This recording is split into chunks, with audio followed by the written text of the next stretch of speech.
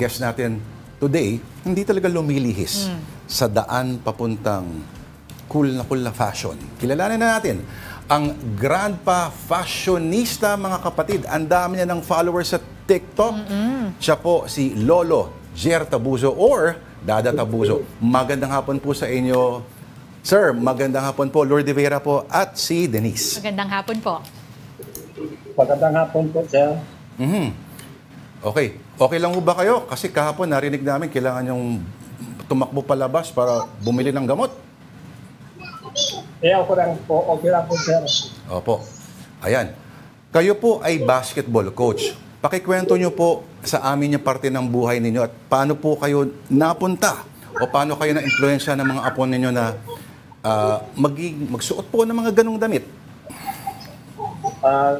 Noong una po, sir, yung apo ko po, ang lagi kaya kung pili ko raw magsuot ng ganyan na yung damit na sinusuot ko po, subukan lang po.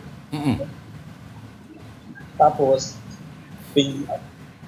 sila po ang nagbigay ng susuting ko. Sinumukha ko naman susuting. Ayaran po ang umpisa po. Opo.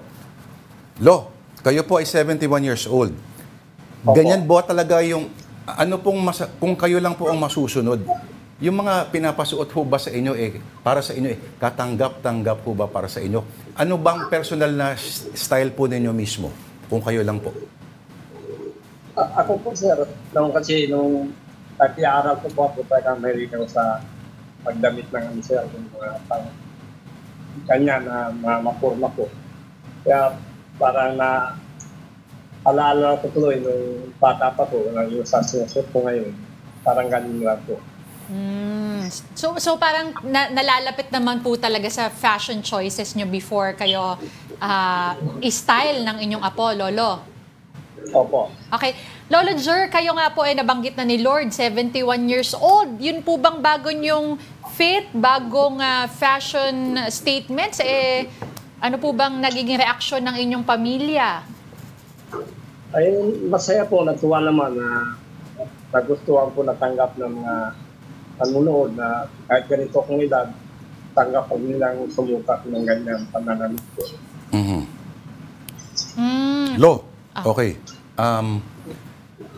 Kayo po, matanong ka, ano bang height ninyo?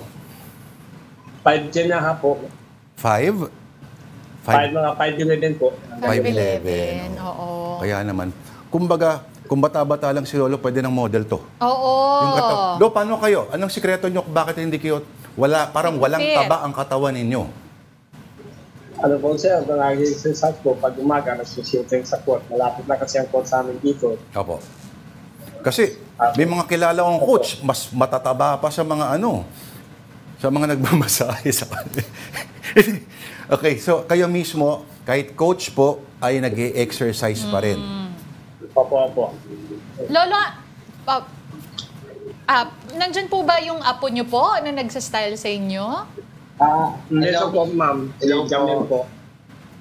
Kasama ko po rin sa amin pag model po. Ano po, Lo? Nandyan po ba? Ayan. Nandun po. Pwede nyo pong hawakan yung cellphone po kung gusto nyo para magkasya po kayong dalawa. Sige po. Ano pong pangalan ng inyong apo, Lolo Jer? Jamel Tabuso po.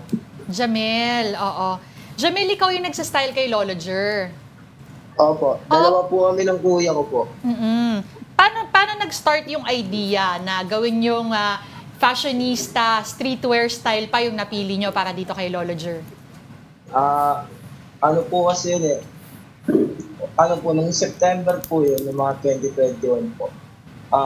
Bumili po kasi ako ng shoes nun, then yung t-shirt na oversized ka sweatshirts. Then, nag-usap po kami ng kuya ko po na stylean po namin si Lolo ng ganong streetwear. Kasi wala pa po kasi kami nakikita dito po sa Pilipinas na nagawa po ng ganong streetwear na pang senior citizen.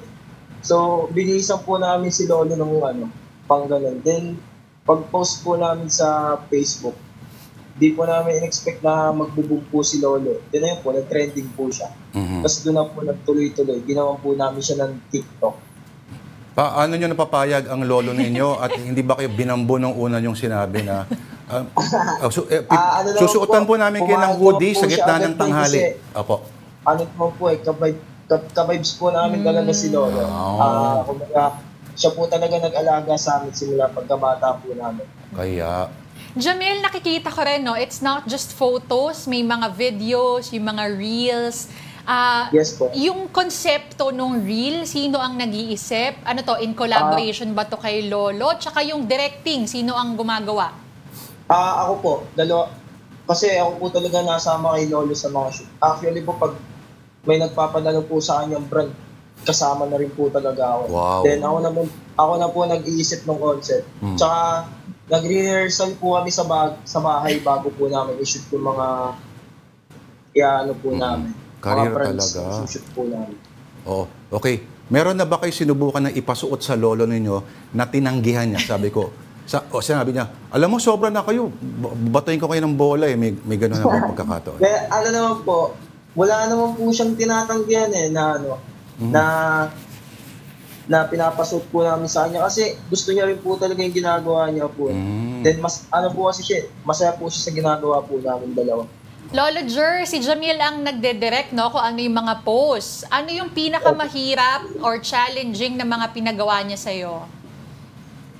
Yung ma'am, yung depende ma'am sa location na pupunta namin pag-shoot. Minsan siyempre yung angulo na gusto niya minsan naka-ilang take po ako. Hindi ko ma-dirty kagad yung mga ilang shoot. Opo, yung mga ibang kasi gusto niya, yung gusto niya, maiba naman yung kahirapan minsan. Ayos pa rin doon.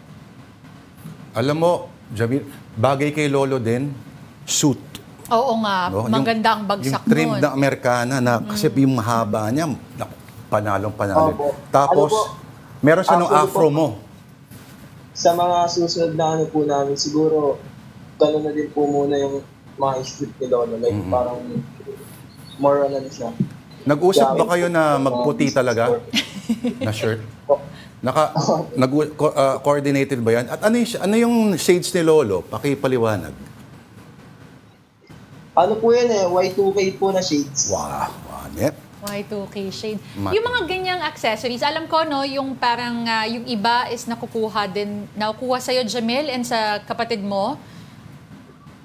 Do you source that out? O kung ano lang yung makita talaga sa mga stores? O hinahanap nyo particularly yan online? Inahanap po talaga namin siya. Then parang naghahanap po kami talaga na babagay po talaga sa outfit na susuotin ni Lolo. Then, kumbaga, yung mga nakukuha din po namin extra income. Ini-invest po namin sa accessories. Para mas lalong mag-elevate po yung outfit ni Lolo. Okay. Meron na bang nagpadala sa inyo na sinubukan mag-collaborate na kailangan yung tanggihan kasi parang hindi swak sa image ni Lolo? Wala naman po. Wala naman po siyang tinanggihan namin. Halimbawa, Speedo, ganyan. Jamil? Hello po. Yung tanong ni Lord, meron daw mga ito na lang. Kay Lolo na lang. Sige. Wala naman po siyang tinanggihan. Opo. Lo, ano yung hindi ninyo isusuot sakaling sasabihin ng apo ninyo, Lo, ito dapat mo isuot pero pag nakita mo, naku, apo, this is where we draw the line. Ano yung ganyan po sa inyo? Ano daw yung parang ayaw mong suotin pag pinasuot kasi Then, siyempre pag napapasukin sa akin, titingnan ko muna kung pabagay sa akin kung hindi. Kasi iniingatan ko rin na baka ng hindi magandang resulta. Kaya siyempre iniingatan ko rin inano ko rin na kung susutin ko kung okay o hindi. Pero ako naman hindi matangi. Siyempre kung ba nakiusap na ganyan na may local brands, susuport pa rin. Lolo Jer, ang may bahay niyo po ba, kasama niyo pa ho? Opo, kasama ko pa yung Mrs. Ano pong pangalan ni Lola? Tessie Tabuso. Tessie po? Opo. Opo. Si Lola Tessie, kamusta naman po ang reaction? Mas nahumaling ho ba sa inyo simula nung nagbago ang inyong fashion. Okay naman, ma'am. Kasi minsan nakasama ko siya sa shoot. Sa yung degraded na nagpadala sa amin ng isuso. Kasama ko siya nung Valentine. May mga post kami yan, marami rin. I-post no. Opo. Kasama ko siya nung shooting. Meron na ho ba kayo mga fans na nag-message sa inyo na nag-aya sa inyo ng date, mga ganyan na? Sorry po siya. Kaya baka anything po, naman po, ano lang po, tayo lang po, Hay lang. Tsaka hindi pwede. Nandiyan si Lolo, te. So, oo. Alam mo naman si Coach. Alright. Si Denise, tanong. Sige. Nako, sana madami pa tayong oras, no? But we have to let you go right now, Lolo Jer. Congratulations and si po. Jamil, congratulations po dun sa TikTok stardom nyo, ha? More power to you guys. At mag-abang kayo, maraming gagaya sa Thank you kanila. po, Sir Lord. Saka ma'am, salamat po. Thank you po. Mabuhay po kayo.